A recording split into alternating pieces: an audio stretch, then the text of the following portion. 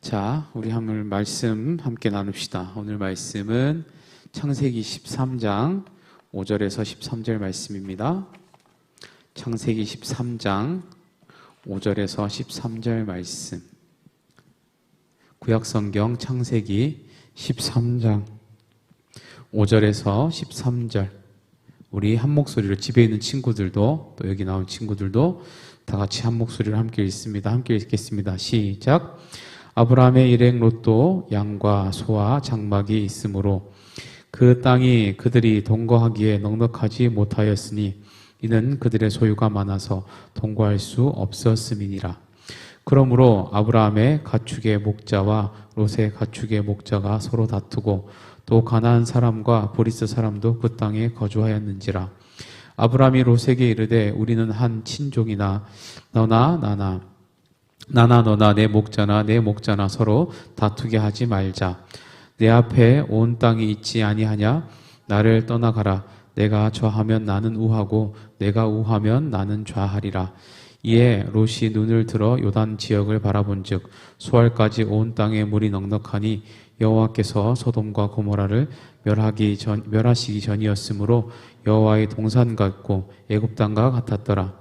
그러므로 롯이 요단 온 지역을 택하고 동으로 옮기니 그들이 서로 떠난지라. 아브라함은 가나안 땅에 거주하였고 롯은 그 지역의 도시들에 머무르며 그 장막을 옮겨 소돔까지 이르렀더라. 소돔 사람은 여호와 앞에 악하며 큰 죄인이었더라. 아멘. 자, 선택에 관한 얘기를 좀 해보려고 합니다. 우리가 지혜롭고 또 현명한 선택들을 하려면 우리가 무엇을 우리 인생 가운데 고려하면서 생각하고 선택해야 되는지에 대해서 우리가 함께 생각을 좀 해보려고 합니다. 목사님이 지금까지 만난 사람들 중에 가장 관계하기 어렵고 또 난해한 사람이 어떤 종류의 사람인가 생각을 해보면 이런 사람이에요. 선택장애가 있는 사람들. 선택장애를 가진 사람들이 제일 관계를 유지하기가 어려워요. 제일 난해해요. 밥을 먹어도요, 고르는데 한참 걸려요. 고르는 데만 한참 걸리고, 기껏 골라놓고도 음식을 기다리면서도 고민을 해요. 이게 잘한 걸까? 다른 거 먹을까? 막 이래요. 그리고 또 먹고 나서도 다른 걸 먹었어야 되나? 막 이런 고민들을 합니다. 같이 있어도요, 이런 친구들은 별로 즐겁지가 않아요. 항상 고민하고 항상 딴소리 하니까. 그리고 이런 사람들이 주로 잘 하는 말이 있습니다. 무슨 말을 하죠? 선택장애 있는 사람들이 제일 많이 하는 말. 그냥 알아서 해. 네가 원하는 거 해. 이렇게 일합니다. 아무거나 네가 알아서 이런 말을 제일 많이 합니다. 그런데 실제로 그래서 아무거나 고르거나 또 내가 알아서 하면 그 사람들이 좋아합니까? 아니요. 그 사람들이 기분 나빠합니다. 그걸 또 기분 나빠해요. 특히 연애할 때 이런 사람 만나면 괴롭습니다. 연애할 때 선택장애 있는 사람 만나면요, 분명히 내가 최선을 다해서 다 맞춰서 놀아주고 다 했는데 집에 가서 이제 잘 놀았으니까 기분 좋게 전화하면 갑자기 그 사람이 우울해해요. 우울해하면서 막 이유를 몰라. 근데 나는 막 이 사람이 우울해하는 이유를 모릅니다. 그리고서는 나중에 이런 말이에요. 전화 끝에 넌 날 배려하지 않는 것 같아. 예. 미치는 거죠. 만약에 여러분들 혹시 지금 연애하는 사람이 있는데 이런 얘기를 자주 하는 사람이다 그러면 여러분의 정신 건강을 위해서 헤어지기를 권합니다. 예. 여러분들이 감당할 수 없으면 좋은 지혜로 그 사람을 이렇게 해가지고 같이 잘 가기 어려울 것 같으면 데이트만 했다 그러면 전화할 때마다 넌 날 배려하지 않는 것 같아. 이런 소리 하는 사람이라면 헤어지기를 권합니다. 서로가 서로에게 좋지 않아요. 그럼 요즘에 이런 사람들을 우리가 뭐라고 부르냐면 보니까 요새는 이렇게 표현하더라고요. 프로 고민러라고 그러더라고요. 프로 고민러. 그러니까 뭐냐 하면 그냥 선택의 갈림길에서 어떤 걸 선택할지 몰라서 그냥 막 괴로워하는 사람들.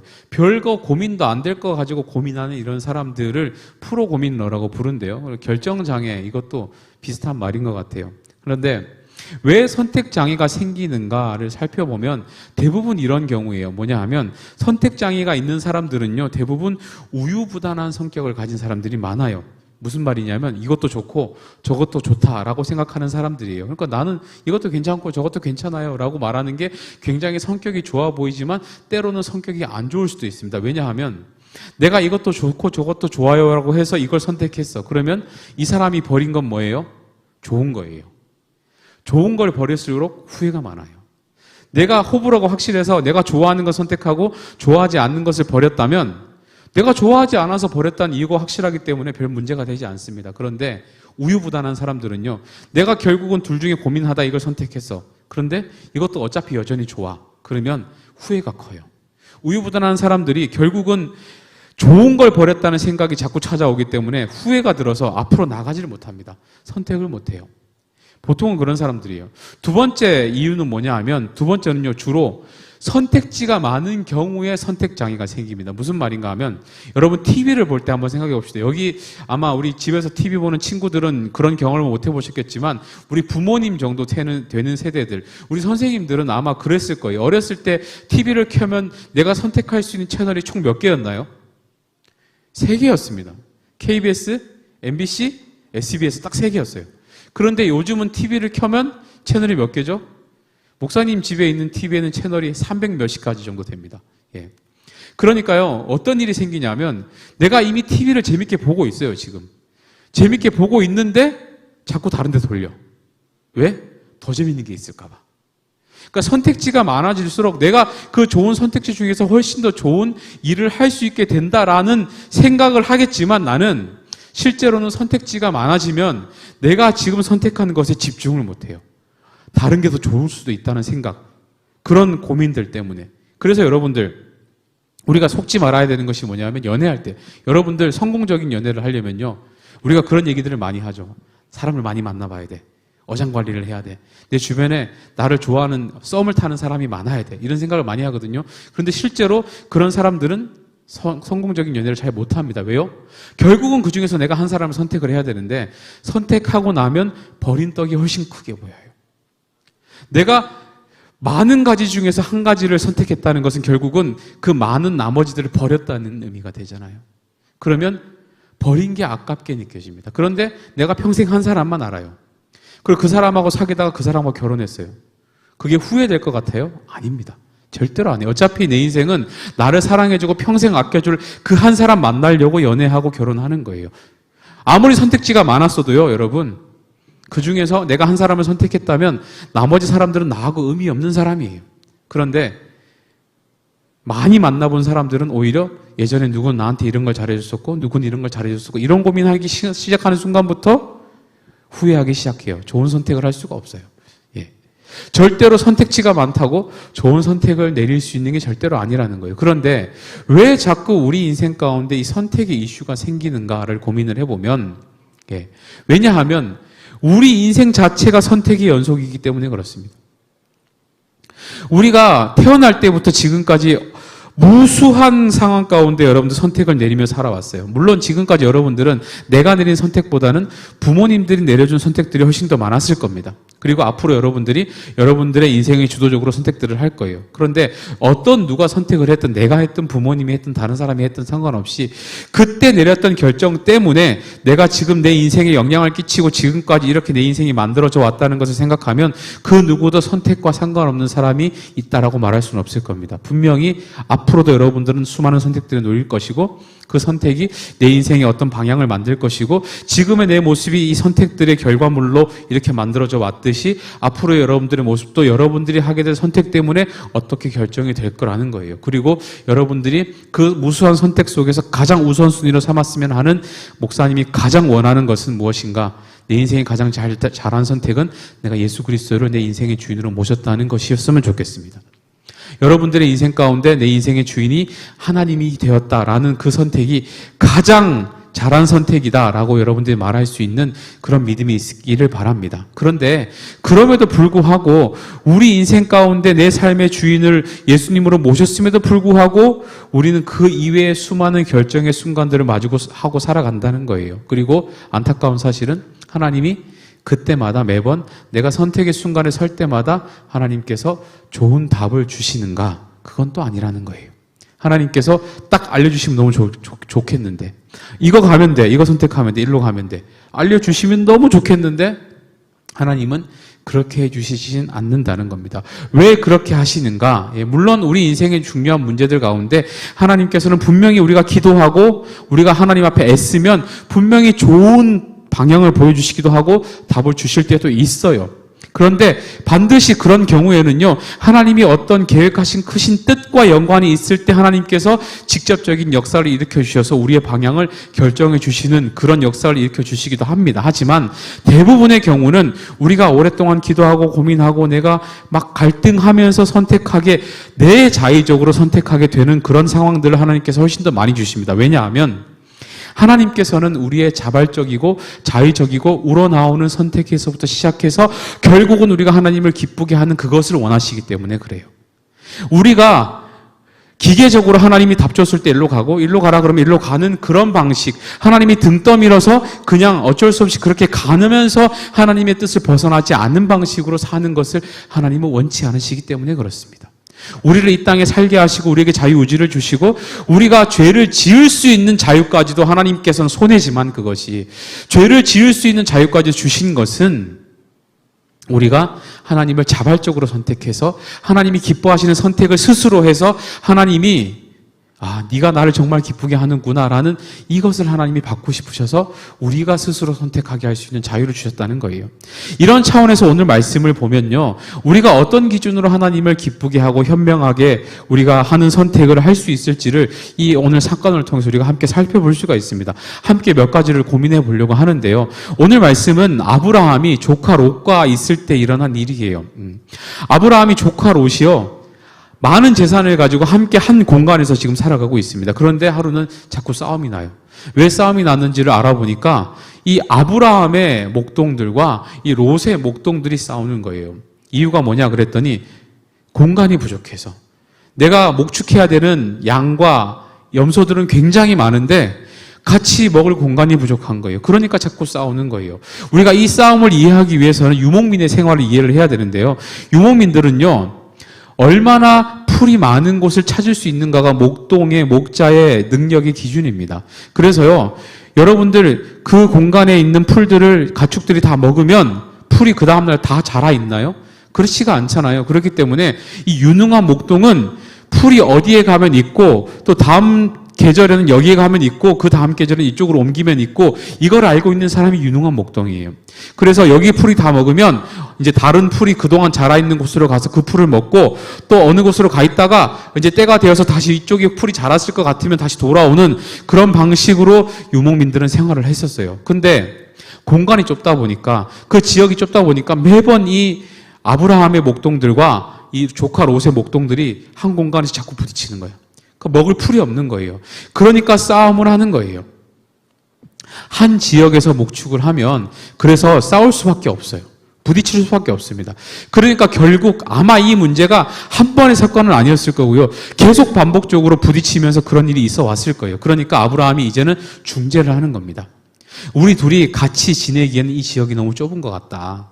우리가 그냥 집에서 생활하고 지금처럼 일하러 갔다 와서 월급 받아서 집에서만 생활하면 전혀 부족한 공간이 아니겠지만 우리는 목축을 하는 사람들 아니냐. 목축을 하려면 가축들이 먹을 풀들이 있어야 되는데 우리가 거하는 그 지역만 가지고는 우리 이 목축하는 가축들이 다 먹기에는 너무 부족하다. 그러니까 이제 독립을 좀 하자라고 제안을 합니다. 현재 상태로는 우리가 가까이 있으면 계속 싸울 것만 같으니까 네가 만약에 이쪽으로 가면 내가 이쪽으로 갈게. 네가 만약에 이쪽으로 가면 내가 이쪽으로 갈게. 너가 먼저 골라라. 이렇게 아브라함이 중재를 하는 거예요. 그리고 그 아브라함의 중재를 롯이 받아들입니다. 그리고 롯은 소돔이라는 지역을 선택을 하고요. 아브라함은 그 반대 지역을 선택을 해요. 그리고 어떤 일이 벌어집니까? 우리가 다 기억하다시피 롯은 그 지역이 멸망하는, 자기가 살고 있는 지역이 멸망하고 모든 것을 잃고 아내도 소금 기둥으로 변해버리는 그런 처참한 형벌을 받습니다. 그 지역이 불로 심판받는 지경까지 가요. 왜 이런 차이가 발생했을까라고 생각을 해보면 롯이 선택하고 결정한 기준에 문제가 있었다는 것을 우리가 알 수 있습니다. 그것들을 하나씩 살펴보면서 우리가 어떻게 하면 지혜롭고 하나님을 기쁘게 하는 그런 선택을 할 수 있을지, 이 롯의 선택의 기준을 보고 우리가 함께 타산지서 삼아서 우리 신앙에 한번 적용을 해보자는 겁니다. 왜 롯이 이렇게 되었는가? 첫 번째는요, 우리가 선택의 상황과 결정의 상황에서 반드시 고려해야 되는 것이 무엇인가 하면 그 선택을 하는 상황에서의 내 마음이 죄로부터 깨끗한가 아닌가를 꼭 생각하셔야 돼요. 내가 지금 선택을 할 때 그 상황이 내 마음의 상태가 지금 죄로부터 자유로운 상태인가 아니면 죄로 영향을 받고 있는 상태인가를 꼭 점검을 먼저 하셔야 돼요. 무슨 말인가 하면 반드시 죄는 우리 마음에 혼란을 일으킬 수밖에 없습니다. 죄는 하나님의 생각을 가로막는 장애물이에요. 절대로 하나님께서 바른 선택을 하도록 감동을 주셔도 내 마음에 죄가 들어가 있으면 그 감동을 느낄 수가 없습니다. 하나님의 지혜와 죄는 같이 갈 수가 없어요. 절대로 그런 일은 있을 수가 없습니다. 무슨 말인가 하면요, 성경에 명확하게 기록되어 있는 것은 아니지만 롯의 마음에는 뭔가 억울함이 있을 수 있었겠다라는 유추가 가능해요. 무슨 말인가 하면 이 아브라함에게 가려서 내가 늘 손해본다라는 마음이 있었을 것 같아요. 그래서 삼촌 아브라함이 그런 제안을 하자마자 롯이 승낙을 합니다.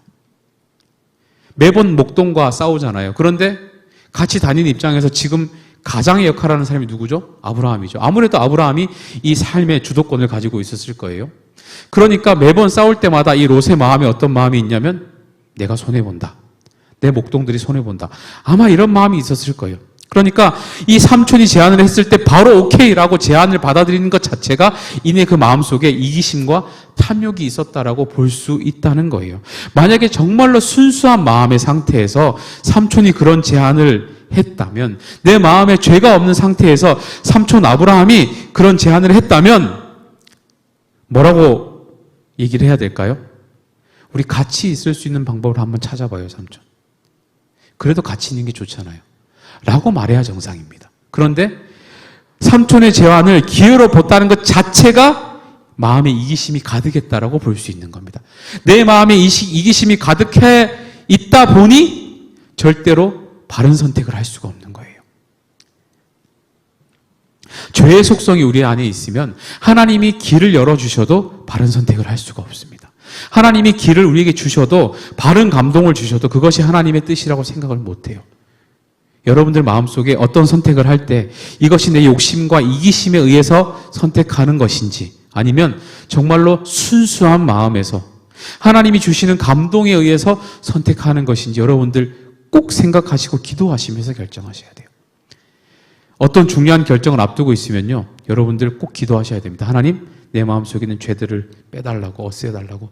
내가 죄된 기준으로 이 상황을 보지 않게 하시고 하나님 순수한 마음의 기준을 가지고 이 상황을 볼 수 있게 도와달라고 기도하셔야만이 여러분들이 하나님을 기쁘시게 하는 선택을 할 수 있습니다.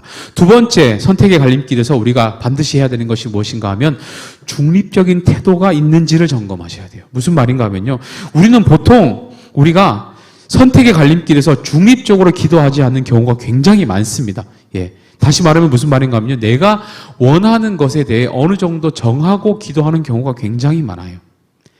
내가 이미 이것을 원해요. 하나님 이걸 들어주세요. 하나님 이걸 내가 되게 원하는데 하나님 이거 꼭 들어주셔야 된다고. 이렇게 기도하는 경우가 굉장히 많습니다. 이게 무슨 말인가 하면요, 이렇게 기도하면 어떤 일이 벌어지냐 하면 모든 것이 내가 원하는 것의 방향으로 맞춰져서 판단하고 보이게 돼요. 이것을 전문 용어로 뭐라고 얘기하냐면 확증 편향이라 그럽니다. 뭐냐 하면 자신의 가치관과 신념과 판단 따위 내가 원하는 것에 부합하는 정보만 자꾸 주목하고 그 이외의 것들은 내가 보지 않으려고 하는 사고방식이 생겨요. 예. 중립적이지 않기 때문에 그렇습니다. 우리가 하나님의 백성이라면요, 우리가 반드시 고려해야 되는 것이 뭐냐면 하나님이 이 상황을 어떻게 보시나를 우리는 함께 생각해야 돼요. 나는 이것을 원하는데 하나님께서 보실 때는 이게 어떨까라는 것을 우리는 항상 고려해야 되는 사람들이에요. 여러분들 이 목을 어디서 찾을 수 있냐면 예수님께서 마태복음 26장 39절에 보시면 이렇게 기도하시죠. 십자가를 다리로 돌아가셔야 되는 상황에 하나님 앞에 이렇게 기도하십니다. 우리 함께 읽어봅시다. 26장 39절입니다. 함께 읽습니다. 자, 시작. 조금 나아가사 얼굴을 땅에 대시고 엎드려 기도하여 이르시되 내 아버지여 만일 할만하시거는 이 잔을 내게서 지나가게 하옵소서. 그러나 나의 원대로 마시옵고 아버지의 원대로 하옵소서 하시고. 예. 이게 진짜 중요해요. 자기가 원하는 것은요, 이 잔이 지나갔으면 좋겠어. 내가 원하는 것은 이 상황을 피하고 싶어요. 그런데 반드시 예수님도 이렇게 기도하셨어요. 그런데 하나님 내 원대로 하지 마시고 아버지 원대로 해주세요 라고 기도하셨어요. 이것이 우리의 기도의 모범이 돼야 됩니다. 중립적인 마음으로 하셔야 돼요. 정말로. 하나님 저는 이거 원해요. 근데 하나님 뜻이 아니시면 그냥 제 생각 무시하셔도 좋습니다. 저 포기해도 돼요. 라고 기도할 수 있냐는 거죠. 처음에는 아마 굉장히 안 될 겁니다. 왜냐하면 우리 인간 자체는 굉장히 이기적인 존재입니다. 내가 원하고 바라고 갖고 싶고 살고 싶은 대로 살고자 하는 것이 우리 인간이에요. 그런데 뭔가를 포기하는 상황이 생긴다? 이거 절대 쉽지 않습니다. 중립적인 상황에 놓고 생각하고 판단한다는 것 자체가 말이 안 돼요. 그런데 오늘 조카 롯도 똑같은 모습을 보여주는 겁니다. 만약에 아브라함이 그런 제안을 했다면 이렇게 생각할 수 있어야 되죠. 아, 내 눈에 보기 좋으면 다른 사람 눈에도 보기 좋겠지. 내가 이곳을 원하면 아마 다른 사람도 그렇게 원하겠지. 정도는 생각할 수 있어야 되는 겁니다. 내가 가고 싶은 곳이라면, 내가 가지고 싶은 것이라면 다른 사람도 가지고 싶겠지. 라는 생각 정도는 할 수 있어야 돼요. 그런데 그 과정을 생략합니다. 오직 이 롯에게 있어서의 기준은 중립적이지 않아요. 10절 말씀 함께 볼까요? 오늘 말씀 10절 보시면 이렇게 기록합니다. 우리 함께 읽습니다. 시작. 이에 롯이 눈을 들어 요단 지역을 바라본즉 소알까지 온 땅에 물이 넉넉하니 여호와께서 소돔과 고모라를 멸하시기 전이었으므로 여호와의 동산 같고 애굽 땅과 같더라. 예. 요 롯의 선택의 기준은요, 딱 이게 전부예요. 그러니까 종합적인 판단이 안 돼요. 중립적인 판단이 안 돼요. 이미 내가 원하는 바가 생겼고요. 내가 이미 가고 싶고요. 그러다 보니까 모든 것이 그것에 맞춰서 보이기 시작하는 겁니다. 이 모든 것이 나를 위해 준비된 것처럼 보이기 시작하는 거예요. 오류에 빠지는 거예요. 이미 내가 가기를 원하니까 그것이 뭘로 보이냐면 여호와의 동산 같아 보여요. 내가 가기를 원하니까 그것이 어떻게 보이냐면 애굽 땅 같이 보이는 거예요. 예. 이것이 롯의 실수였어요.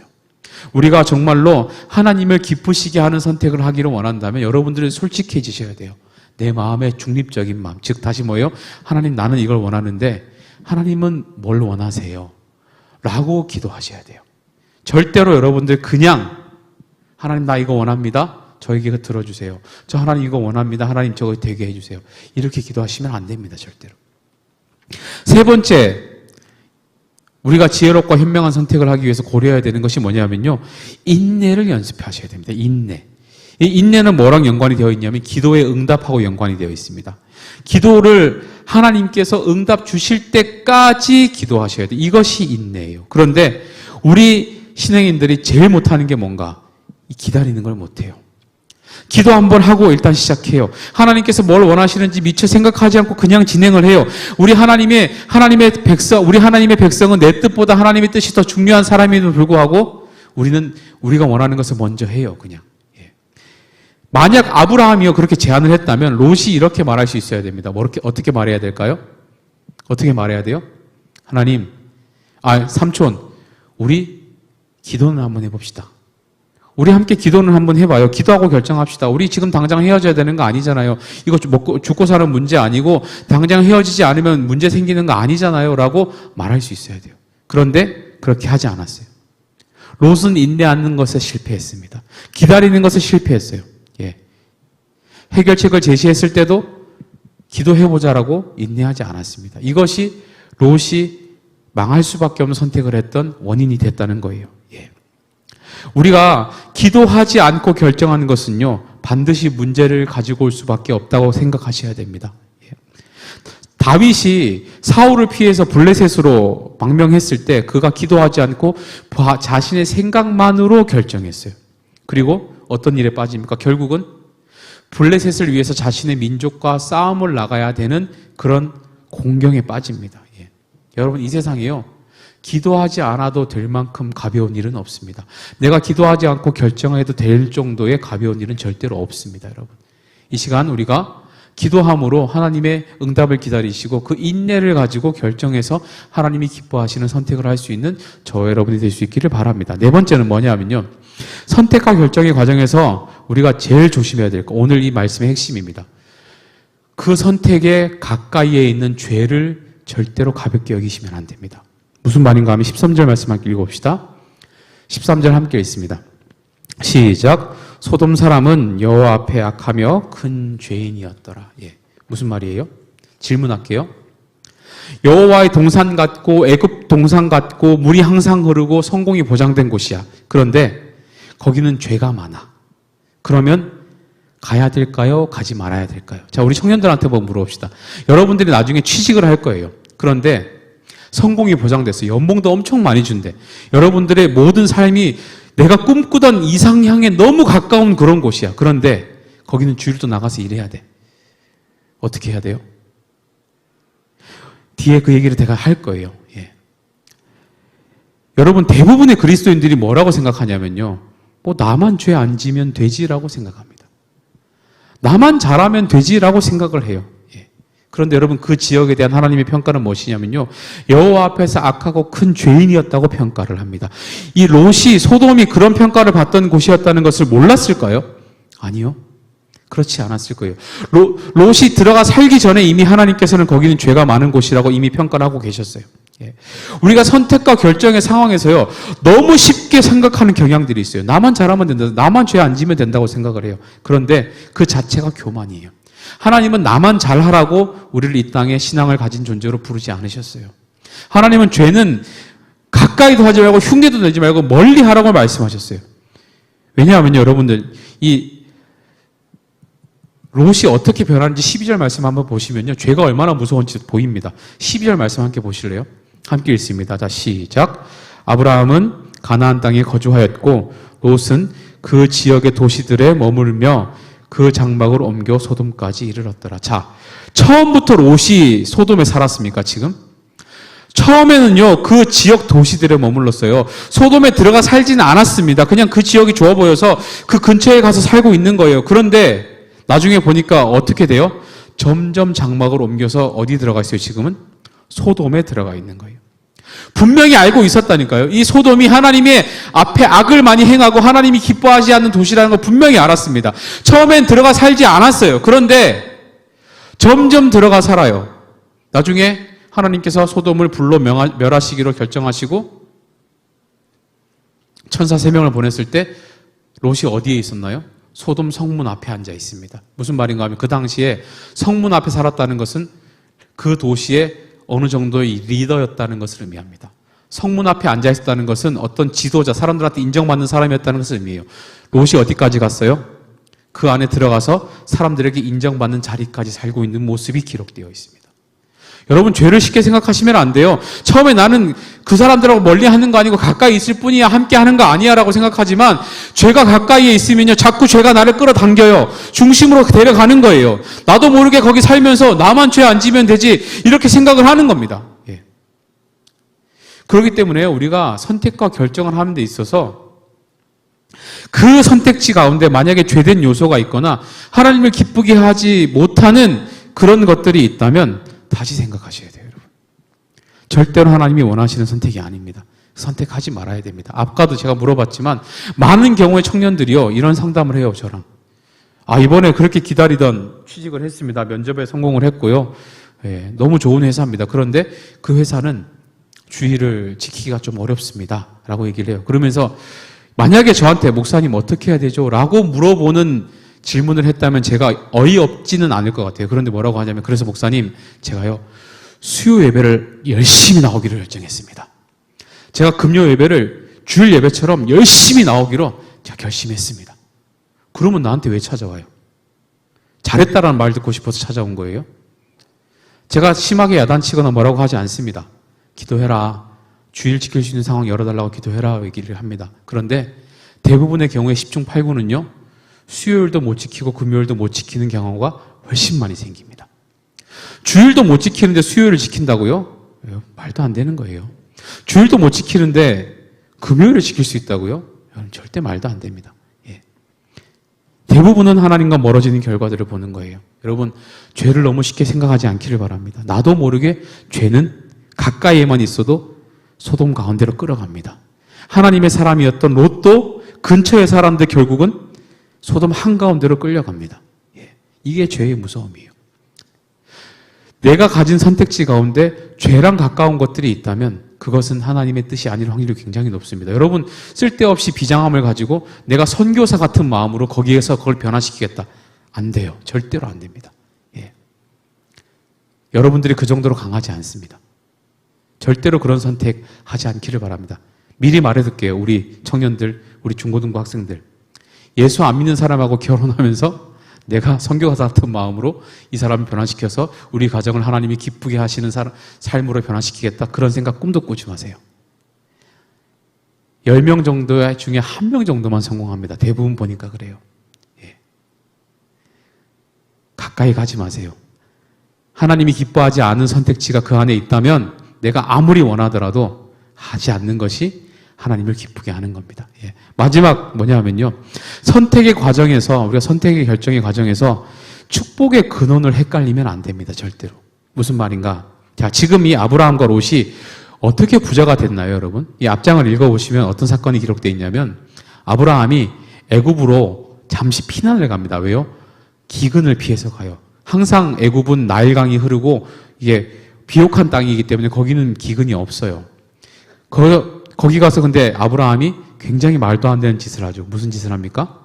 본인이 살려고 자기 아내를 누이라고 속이고 바로에게 바치는 이상한 짓을 합니다. 그런데 하나님께서 그 상황을 너무 화를 내셨고 좋지 않게 보셔서 애굽에 재앙을 내리세요. 그리고 그것이 사라를, 이 아브라함의 아내를 내가 취할 뻔한 것 때문에 그랬다는 것을 바울이 깨닫습니다. 그래서 너 빨리 나가라. 나랑 같이 있기 싫다. 빨리 꺼져라. 그러면서 자기가 재앙을 받을까봐 아브라함에게 엄청난 재산을 줍니다.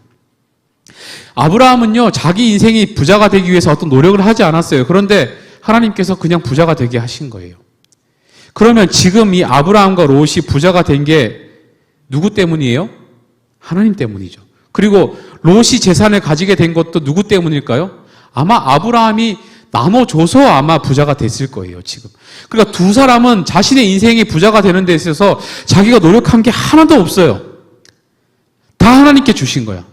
그러면 롯이 아브라함이 그렇게 하나님 앞에 축복받는 인생이었고 축복의 통로였다는 것을 알았을까요? 몰랐을까요? 내 인생이 아브라함과 함께 하는 것 때문에 잘 됐다는 것을 알았을까요? 몰랐을까요? 모를 수가 없습니다. 절대 모를 수가 없어요.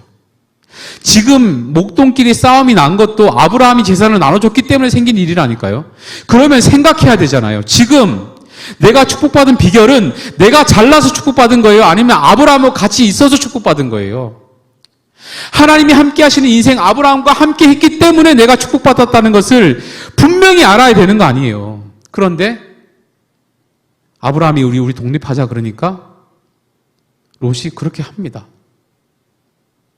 지금 아브라함과 롯이 헤어지는 이 사건은 단순히 서로가 이별하는 그런 일이 아니고요. 한 사람이 하나님으로부터 멀어지는 일이에요. 한 사람이 하나님의 복의 근원으로부터 인생이 멀어지고 사라지는 사건을 의미하는 거예요. 여러분, 성경에 비슷한 사건이 또 기록이 되어 있습니다. 뭐냐 하면 여러분 잘 아시는 돌아온 탕자 사건도 똑같아요. 아주 이런 불효자도 없죠. 부모님한테 돈 달라 그러고 아버지를 떠납니다. 그리고 자기 마음대로 살다가 모든 것을 잃죠. 이 탕자가 언제 행복을 깨닫습니까? 내 인생의 행복은 내가 돈이 많은 것이 아니라 내가 아무것도 없어도 아버지랑 함께 있는 그것이 내 인생의 행복이라는 것을 나중에 깨닫잖아요. 그리고 아버지한테로 돌아가잖아요. 예. 무슨 말이에요? 우리가 그 어떤 선택을 하더라도요, 내 축복의 근원이 어디에서부터 시작됐는지를 우리가 절대로 잊으면 안 됩니다. 분명한 사실은 하나님을 떠나서는 우리 인생이 절대 행복할 수가 없어요. 그 어떤 선택이라도 그것이 절호의 찬스이고 아무리 조건이 좋고 성공할 수밖에 없어 보이는 절호의 찬스로 보이더라도 하나님을 떠나는 결정을 하면 우리가 절대로 성공할 수 없다는 겁니다. 여러분 잘 생각해 보세요. 여러분 돈으로 침대는 살 수 있지만 잠을 살 수 있습니까? 우리가 돈으로 책은 살 수 있지만 지식과 지혜는 살 수 있습니까? 우리가 돈으로 약은 살 수 있지만 정말로 약을 잘 사면 우리가 건강해집니까? 너무 쉬워요. 우리를 잘 자게 해주시고 우리를 건강하게 해주시고 우리를 지혜를 주시는 분은 하나님이시잖아요. 우리가 축복의 통로를 떠나는 것은 너무나 미련한 짓이에요. 우리의 진정한 행복이 어디 있는가? 시편 73편 8절에 다윗은 이렇게 고백합니다. 하나님께 가까이 함이 내게 복이라. 하나님께 가까이 함이 내게 복이라. 내가 주 여호와를 나의 피난처로 삼아 주의 모든 행적을 전파하리다. 예, 여러분 아멘입니다. 진짜 아멘입니다. 하나님을 가까이 하는 것이 내게 복이에요. 예. 하나님을 가까이 하는 것이 진짜 복입니다. 여러분, 우리가 코로나 시대를 보내고 다들 긴장되고 힘들고 어려운 시대를 보내잖아요. 예. 그 어떤 경우에라도 하나님을 떠나는 선택은 하지 않기를 바랍니다. 하나님을 떠나서는 우리가 그 어떤 것도 이룰 수가 없습니다. 이것이 하나님이 우리에게 기다리는 선택의 결과, 선택의 과정입니다. 우리 찬양팀 앞으로 좀 나오실래요? 말씀을 정리할게요, 제가. 우리는 지금까지도 수많은 선택들을 해왔고 앞으로도 수많은 선택들을 하면서 살게 될 겁니다. 그리고 그 선택이 지금 어쩌면 지금 나와는 전혀 다른 인생을 살게 할 수도 있습니다. 이 오늘 롯과 같이 그 선택의 기준에 하나님이 빠진 선택을 한다면 우리의 삶이 정말로 어떻게 될지는 아무도 모르죠. 물론 하나님께서는 여전히 강권적인 역사를 통해서 우리의 길을 인도하시고 우리가 바른 선택을 할 수 있도록 분명히 도와주실 거예요. 하지만 중요한 것은요, 그 또한 하나님을 아는 사람만 받을 수 있는 축복입니다. 하나님을 내 인생의 주인으로 모신 사람만 하나님께서 강권적으로 역사하시고 인도하시는 은혜가 있을 수 있다는 거예요. 예. 앞으로 우리 인생 가운데 수많은 결정들을 하게 될 것이고 수많은 선택들을 하게 될 것인데, 예. 여러분, 우리가 앞서 배운 이 5가지의 기준이 여러분들에게 늘 기억되기를 바랍니다. 내 마음속에 이기적인 마음, 죄된 마음은 없는지 늘 여러분들 점검하시고, 내가 정말로 내가 원하는 것을 너무 바래서 중립적인 마음을 잃어버리고 하나님의 뜻은 뭔지는 기억하지 않고 그렇게 내가 보고 싶은 것만 보면서 그렇게 선택한 것은 아닌지, 때로는 기도하고 기다리지 못하고 인내하지 못하고 조급함 때문에 내가 그렇게 선택한 것은 아닌지, 내 눈에 너무 보기 좋아 보여서 그 선택지 가운데 죄가 있음에도 불구하고 나만 잘하면 된다는 생각으로 너무 쉽게 죄를 생각하는 것은 아닌지, 내가 하나님과 함께하는 것이 가장 좋은 선택임에도 불구하고 하나님을 멀리하고 축복을 떠나는 선택을 하고 있는 것은 아닌지, 우리가 정말로 늘 생각하고 기억하면서 우리의 인생의 수많은 선택들을 하나님을 기쁘시게 하는 그런 일들을 우리가 하며 살아가기를 원합니다. 이 시간 함께 찬양하실 때에요, 우리 오늘 이 가사에 보면 이런 가사가 있어요. 크고 작은 갈등을 겪곤 하지만 항상 결국 당신을 선택합니다. 예. 이 가사가 우리 정말 믿음의 고백이고 신앙의 고백이 되기를 원합니다. 정말로 크고 작은 갈등 속에서도 뭘 선택해야 될지 모르는 이 과정 속에서도 우리가 결국은 내가 하나님을 선택했습니다라는 이 믿음의 고백들이 우리에게 있기를 원합니다. 정말로 함께 이 찬양 부르시면서 우리 그런 마음을 하나님께 고백하고 함께 하나님을 높여드리는 이 시간 찬양 올려드리기를 원합니다. 오 주님, 오 주님, 당신은 내 삶 구석구석까지 감찰하시며 나를 원하시는 분, 내 길을 밝혀서 영원한 생명의 길로 인도하시며 나를 격려하시는, 다시 한번 오 주님 당신은, 오 주님 당신은 내 삶 구석구석까지 감찰하시며 나를 원하시는 분,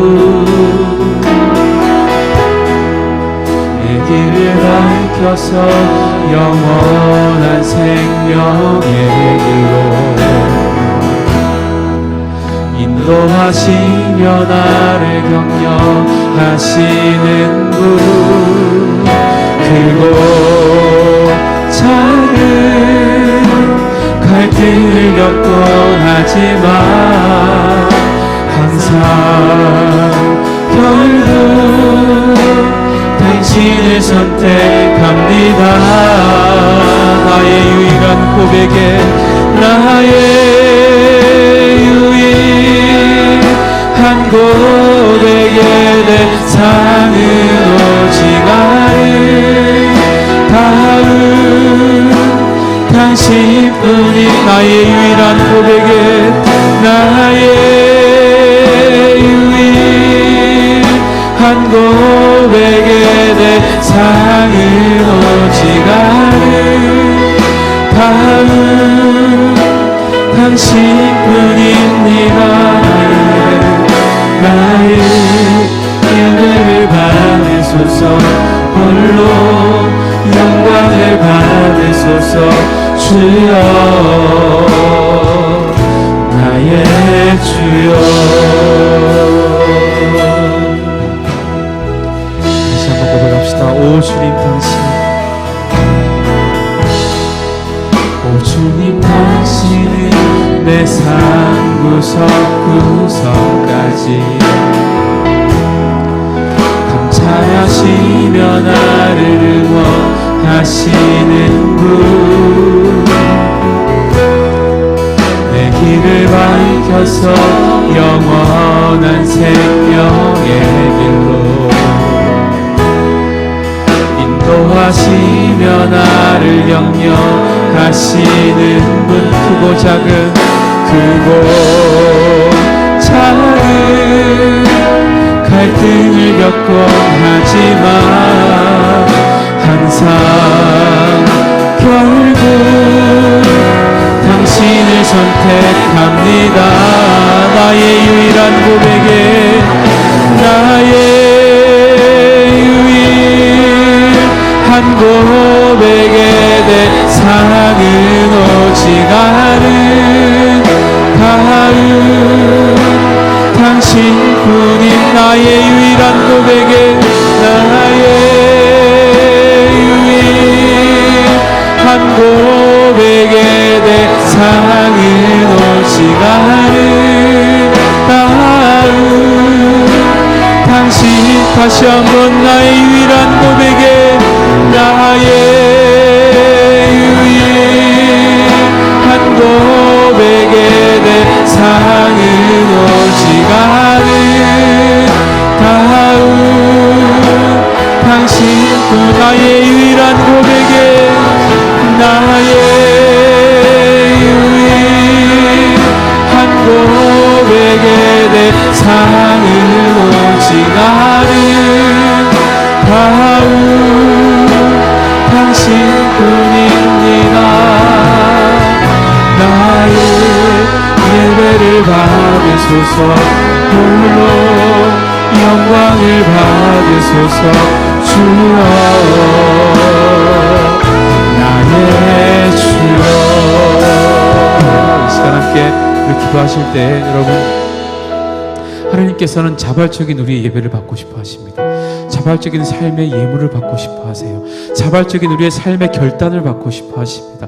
하나님께서 우리에게 죄를 지을 수도 있지만 자유롭게 선택할 수 있는 이 권리를 주신 것은 우리가 정말로 바른 기준을 가지고 하나님께서 기뻐하시는 선택을, 결정을 내리기를 원하시기 때문에 하나님께서 그렇게 하시는 거예요. 하나님께서 우리가 정말 기계적인 선택 가운데 하나님께 수동적으로 살기를 원치 않으시기 때문에 하나님께서 우리를 그렇게 이끌어 주시는 것입니다. 여러분, 오늘 이 말씀을 보시면서 배우신 이 5가지 기준들을 우리가 늘 기억하면서, 하나님, 내가 언제든지 하나님을 기쁘시게 하고 하나님을 높여드리고, 하나님, 결국은 나에게는 하나님밖에 없습니다. 내가 크고 작은 갈등들을 겪곤 하지만 결과적으로는 내가 하나님을 선택할 수밖에 없는 존재라는 것을 하나님 시간 내가 기억하기를 원합니다. 주를 높이게 하시고 주를 영광 드리게 하시고 하나님 영광 받으시는 그 순간에 나를 이끌어 달라고, 하나님 아버지, 내가 언제나 죄를 멀리하고 하나님을 기쁘시게 하는 하나님 그런 인생을 살게 해달라고 이 시간 함께 주님 부르고 통성으로 기도합시다. 기도합니다. 주여.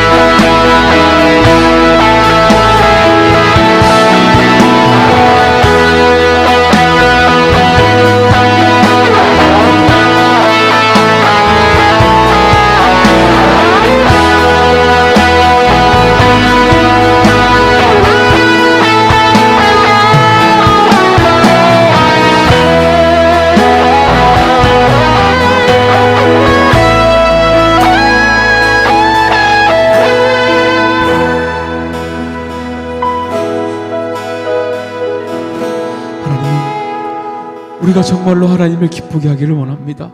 내가 매 순간 주님의 기쁨이 되기를 원한다고 생각하고 그렇게 찬양하며 살아가지만 하나님 선택과 결정의 순간에 하나님이 앞서는 것이 아니라 내 마음이 앞서고 내 생각이 앞서고 내 판단이 앞서고 내 이기심이 앞서고 내가 그냥 그렇게 살기를 원하는 하나님, 그 방식대로 지금 많은 순간들에 내가 그렇게 선택하고 결정을 해왔습니다. 그럼에도 불구하고 하나님, 오늘의 나를 주님께서 기쁘게 받아주시고 나를 하나님의 자녀로 삼아 지금도 우리의 이 자발적인 결정과 선택으로 말미암아 하나님이 영광 받으시기 원하시는 그 하나님의 마음을 이 시간 이해하기를 원합니다.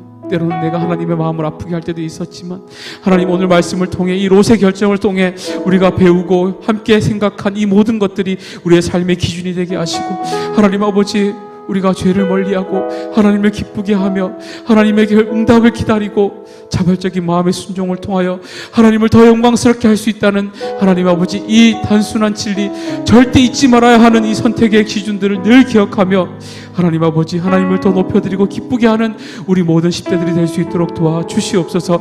이 어렸을 때부터 내 인생의 모든 순간마다 하나님을 기쁘게 하는 이 결정들의 기준들을 내 마음속에 가지고 하나님을 지혜롭게 잘 섬기며 하나님을 영광스럽게 높이며 살아가는 우리 모든 계산의 청소년들 다 될 수 있도록 하나님 도와주시옵소서. 오늘도 함께 이제 이 예배 자리에서 주님을 기쁘시게 하고 주님을 함께 높여드리는 하나님, 우리 그 각자의 처소가 하나님의 예배 은혜의 처소가 되게 하시고 우리 한 주간의 삶이 하나님께서 받으시는 아름다운 만남의 장소가 되고 하나님을 기쁘시게 하는 제단이 다 될 수 있도록 하나님 은혜를 내려 주시옵소서.